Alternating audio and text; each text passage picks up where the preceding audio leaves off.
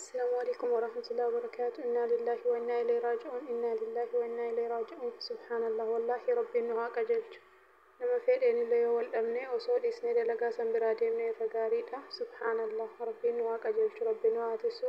Musiibaa akkana irra rabbiin nu haa tissu. Wallaahi sarratanyaan biyya Kuweetiin keessatti daa'ima wasaalaa keessa keettee yookiin maashina uffataa keessa keettee ajjeeste jedhanii. Subhaan allah namni lubbuu ofiitti illee murteessee lubbuu namaatittis murteessuun kun hedduu tokko ulfaata. Namni biyya arabaa kana keessatti nama hundatu gubataa jiraata. Garuu musiibaa akkana rabbi namarraa haa qabu.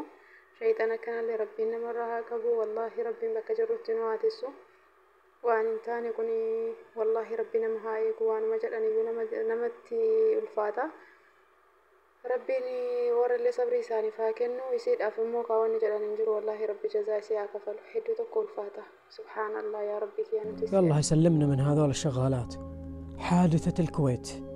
السالفة أنه واحدة فلبينية شغالة عند أحد العوائل الكويتية قررت بأنها تنهي حياة طفل رضيع عمره 18 شهر، والطريقة أسوأ مما تتخيل.